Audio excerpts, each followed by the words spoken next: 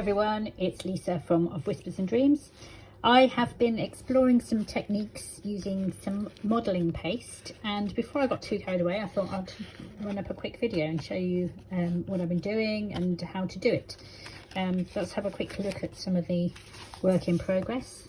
So this is the first bit I did. I've used a stencil here and some of this modelling paste. I'm using Liquitex flexible modelling paste, and I just popped it on, and then I've just rubbed in some ink around it. So that was that one.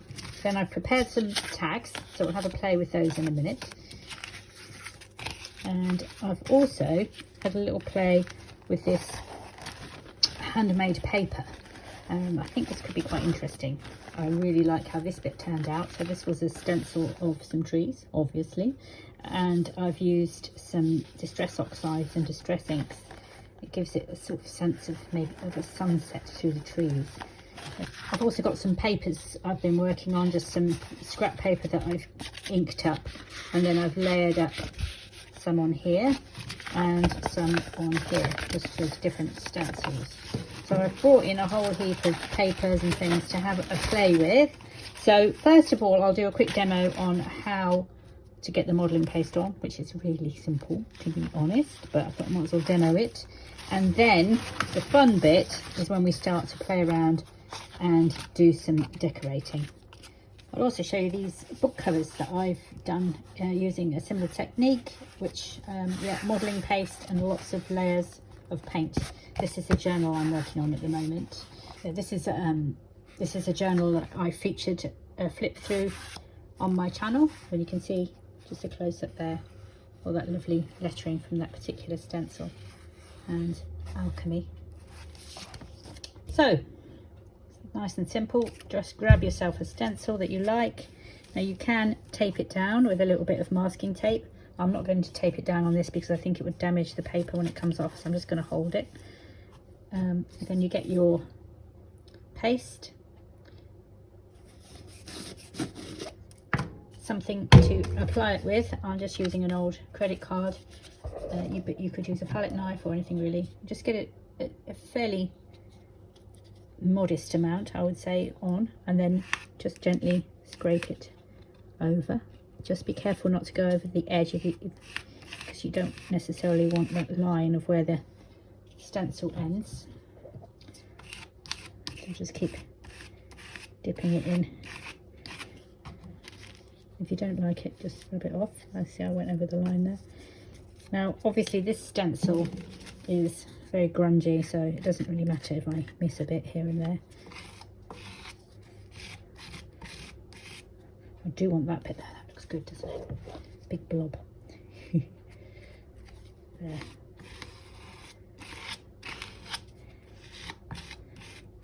And that, my friends, is as easy as it is. You just plonk it on, just shift it over. If you want it thicker, put some more on and really go for it. But this is quite a subtle look that I'm after, so you can take that and then very carefully lift your stencil off. Any bits you don't like, you can just rub away with a bit of tissue. The grungy look, you can get away with blending it in. So that's that one, easy peasy. Just going to do something similar on this paper here.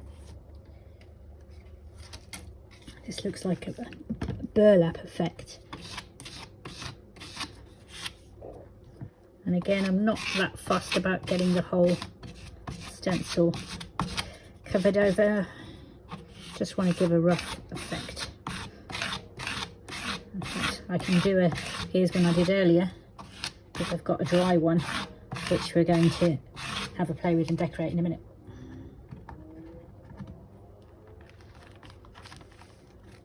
There we go. Next up, go and wash your stencils and your credit card while you wait for it all to dry. So now let's go through a few different techniques for decorating once your modelling paste is nice and dry. I've got two Tim Holtz distress inks here, Victorian Velvet Oxide and Worn Lipstick Distress Ink. And I'm just going to show you the different effects with both. So the oxide first. we're going to use a pink colour, as this is all roses. And just very gently rubbing that over. Now, this is handmade paper. It's pretty delicate. So I'm just being very careful with it.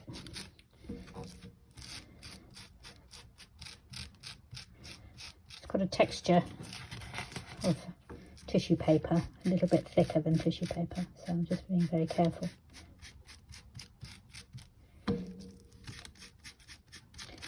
Now, another option, of course, before you come to this stage, is when you're doing your moulding, is that you colour the paste.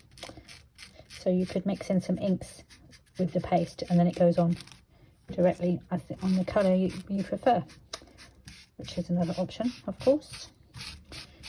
Many different ways of doing things, as always.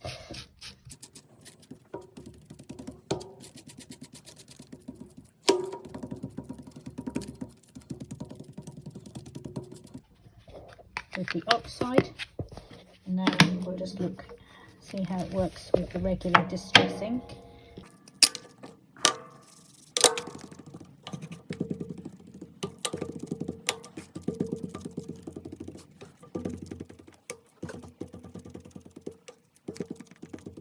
What I might actually do is do half and half and then a bit of overlap.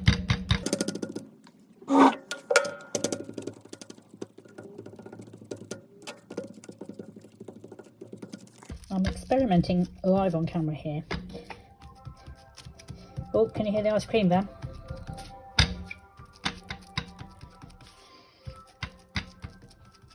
So you can now cut these out, stick them in your journal.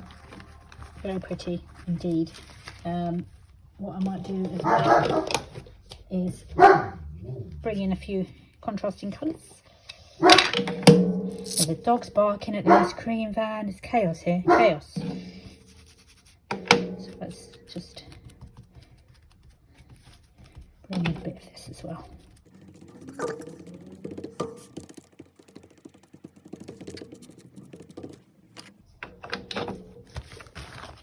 There. I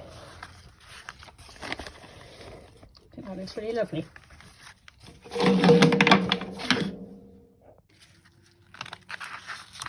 And next we'll work on this bit here. So I've added the burlap effect to this area, and I'm going to try this time and come in with a bit more of a richer colour. So I'm going to get some ink and I'm going to paint it on. I'm using walnut stain. Just going to spray a little bit in here.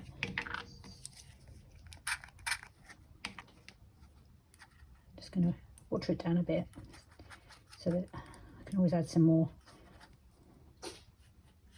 there. So that's now soaking in between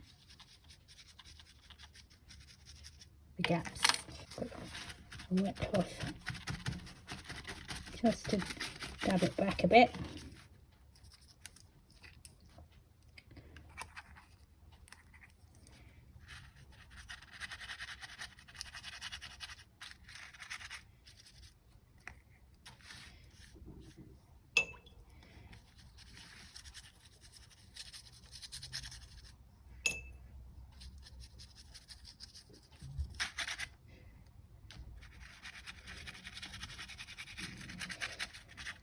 Now this is very porous, just plain old copier paper, so I'm being quite careful because obviously it's getting really soggy. So I'm just going to leave it at that and let that dry.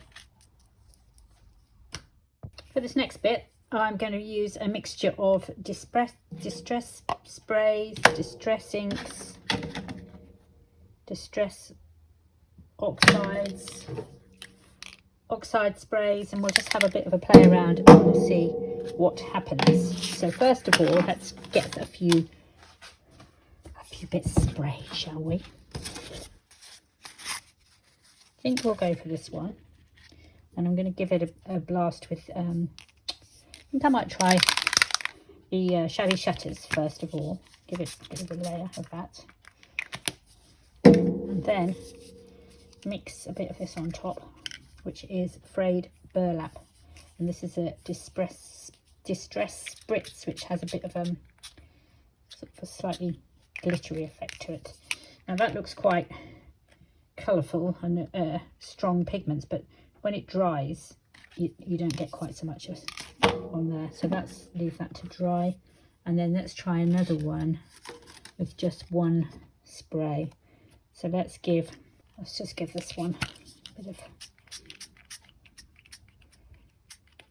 oh, look at that.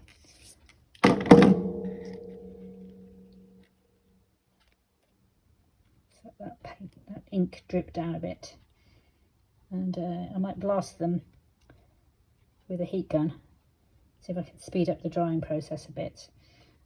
So these are the ones where we're putting the distress sprays on first. Now let's just come straight in with the inks. Peacock feathers.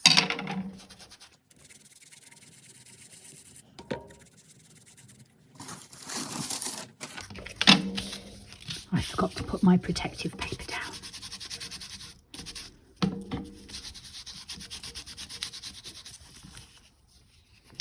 And Dusty Concord.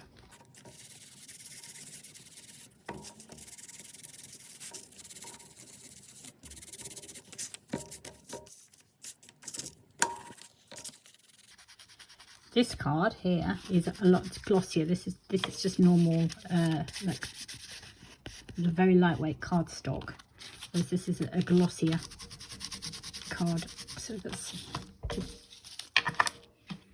ink goes on a lot easier for a start.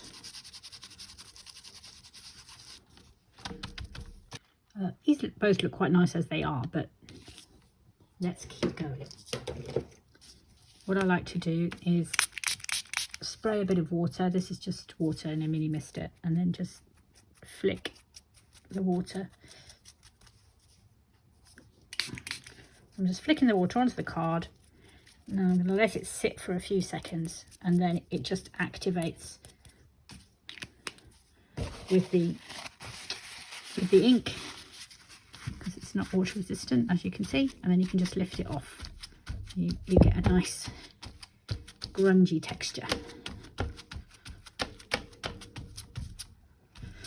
And I find when you work intuitively, you get little ideas popping up as you go along. So to me, this is starting to feel like something maybe a bit Indian, and I think it's really rustic and old. So I'm going to start coming in with probably some vintage photo or some walnut stain around the edges, and see if I can make it look a little bit older. So let's grab some more ink. I've got my trusty vintage photo.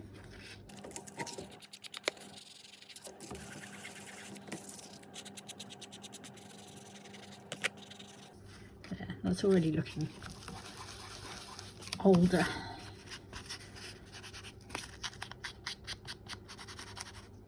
I'm just slightly going over the top of the modelling paste.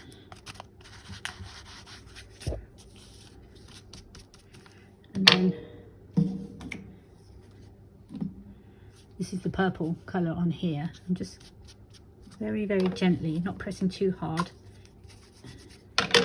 just literally trying to get the tops of the modelling paste. I think I've got the word modelling paste as a word I can't quite seem to remember. There we go. Keep saying it over and over. There we are. I quite like that. Now comes the dangerous bit, because I've got an urge to spray it with some distress spritz. I have also got vintage photo. I will dig that out, and then I'm going to spray it with that as well. And in fact, these are drying here, and I'm going to spray it with the vintage photo, and if a bit goes on these, then, well, that's just perfect serendipity.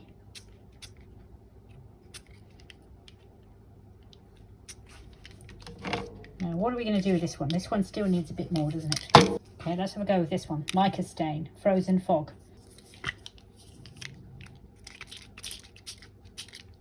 Well, I love how this one turned out. I'm really pleased.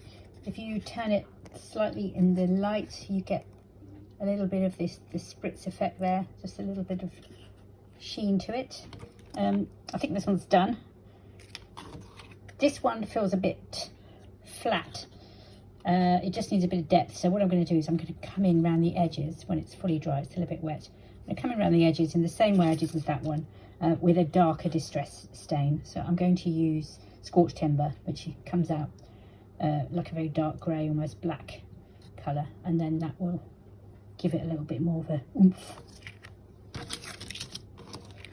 This one's dried, so now we're going to go in with some more inks.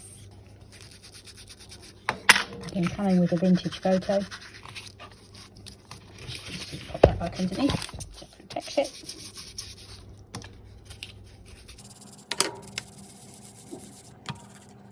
Right, here's the Scorched Timber. I'm going to run that over the top of those letters, and that's really helping them to pop.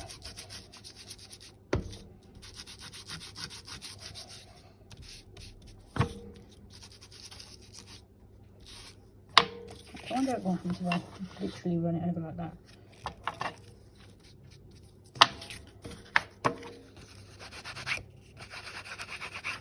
Gently do that. This is really making it pop.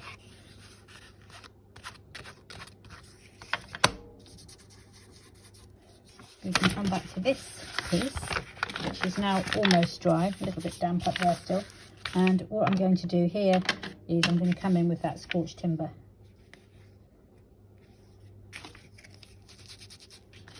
And go over the top.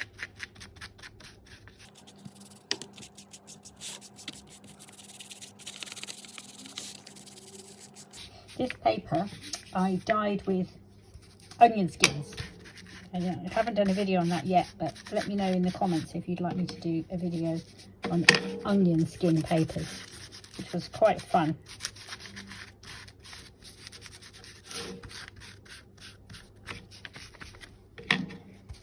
Now I really love how this is turning out, because it kind of looks like this paper was actually made of a fabric that is wearing through, and you're getting to see what's the other side.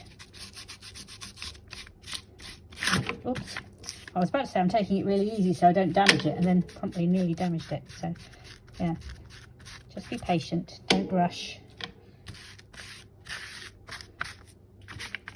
Just trying to get rid of any obvious white bits. I think next time I probably will mix a bit of ink into the modelling paste. But yeah, really happy with that. Love it, in fact. That looks really nice. I had another go using some of the modelling paste that I had coloured with ink. Now what was interesting here, of course, is if you add more water to the modelling paste, it obviously waters it down. So all I did was added enough ink, which was the walnut stain Tim Holtz Distress ink, just to make it brown, but it was very wet and it didn't go on as easily. However, the end result, if you compare, that's one I did immediately before mixing and diluting the ink, and this one, you know, there's not a lot of difference. But when we come to add the other colours of the ink in a moment, we'll see if it makes any difference. So I'm just going to replicate what I did on the other one, the one I prepared earlier, which is here. So I used Shabby Shutters. Don't you just love the name of that? Shabby Shutters. Imagine the team at Tim Holtz at Ranger, where they're sitting around coming up with all the lovely colours. Dusty Concord, Scorched Timber. There we are, sprayed that on, leave that to dry. So let's make the branches pop. So we'll put some of this on, which is obviously covered over the background. I'm going to dab it off in places. She says, pretending she knew that would happen. Not thinking straight, it's really early in the morning. There, okay, so we've added a layer of colours to that, which I think looks quite nice. And then I did, ignore that bit of green, I dropped some ink on it, but I did the same thing with the burlap stencil and it didn't work so well because this stencil is obviously much smaller and the paste was runnier, so you can see it's kind of run into itself as opposed to that where it's just the paste. So if you are going to do the dyeing the paste approach, it really only works, I think, with stencils where there's a big gap between the bits of plastic. This is dried nicely, and I am going to see if I can remember how I did this. Interestingly, on this one, the other side is almost better. Seems to have a bit of a velvety texture to it on the other side, and this, just as a reminder, I'm using some handmade paper that's very thin, so it's really soaked through, but that's quite an interesting happy accident. We like those, bit of serendipity. So anyway, let's pop some ink, spice marmalade. Paddington would love that. And then I'm just going in and giving a little bit of the sense that there's a sunset going on. Sun setting down behind the trees. As you're rubbing the ink on, you really do feel the difference on this one compared to what I did before. This is much more textured and raised, and this is very flat, but it's just a different approach. And just very quickly on the other one as well, just gently layering up some colours. I won't go into too much detail because it's probably a bit boring watching me do inking, but this is something you should just go and play with yourself. Just have a go. It's half the fun, isn't it? It's experimenting, crafting. Sometimes you just need a little idea from someone else to give you a spark, and hopefully I've given you that. I just had one of those, oh, why didn't I film this moments? But never mind, I'll talk you through because it wasn't exactly too technical. So these were the burlap stencil pieces I did yesterday with the modelling paste, and all I've done is I sprayed them first with, not rusty hinge, I've got the wrong one out, but it was walnut stain, okay? Distress spray, walnut stain. I came in with some oxides, so I used this aged mahogany and salvage patina, and you can see it's come quite a nice effect on there, on that one as well. So both of these I'm going to tear up and use in my journal. Here's one I'm making at the moment, coming together nicely. Now we're just left with this one. So this one had the vintage photo and the frayed burlap distress spritz. I'm not too sure if I like it, so I'm just going to spray it with this and let that dry, and then we'll see what effect. So I've just distressed the edges, coming in particularly at the corners where you get that real feel of worn. And then don't forget the back. There's an interesting it's picked up some stray bit of modelling paste. If anybody's watched The Last of Us, it looks like the opening sequence.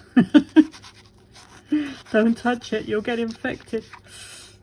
There, that's nice and grungy as well. And then this one is a little bit damp. I'm just going to take the edge off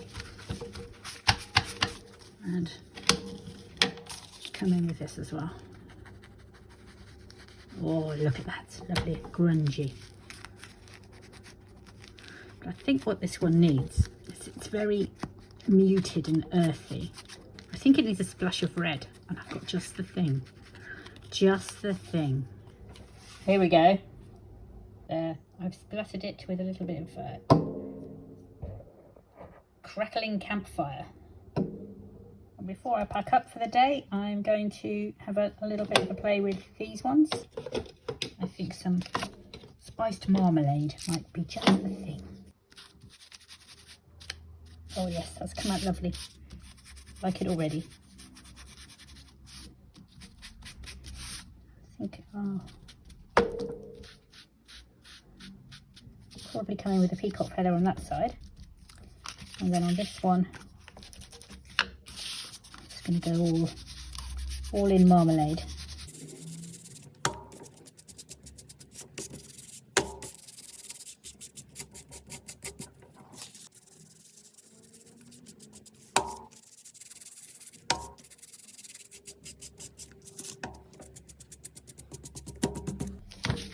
There, love it.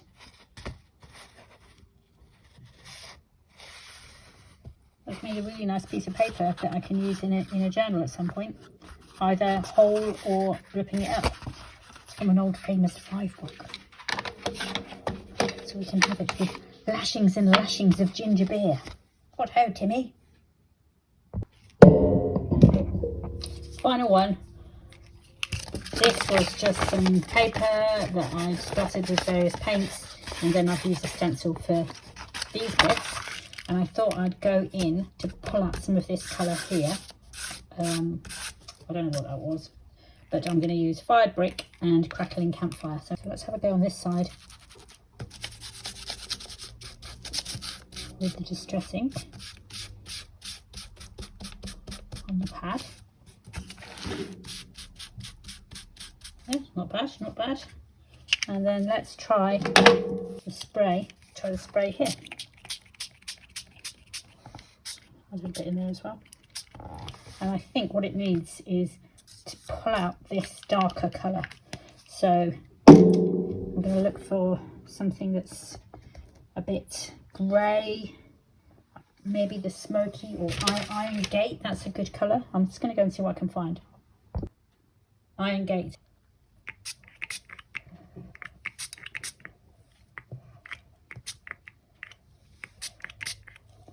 On this tag, this bit where it's smudged was really bugging me, so I've been rummaging around in my stash to try and find something to cover it up with. First of all, I thought I'd put that there, but it just looked plonked. And then I found this. So this is a sticker. I'm going to stick that on there, and then that on there, and then I'm going to flick over some inks to make the whole piece cohesive.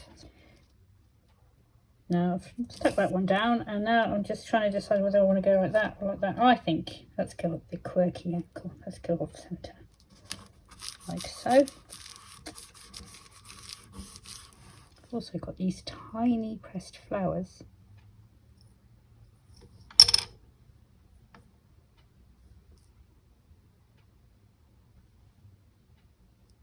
Just going to finish it off with some ink splatters in a darker, almost blood red colour. Now what I want the ink to do is land on all bits, so the whole thing, the whole piece feels more cohesive. There, that's better. It's funny how sometimes a piece of work, you go through that phase of hating it and thinking, oh, it's a load of rubbish, and then it turns out to be your favourite piece from the whole evening's creativity. So I'm well chuffed with that.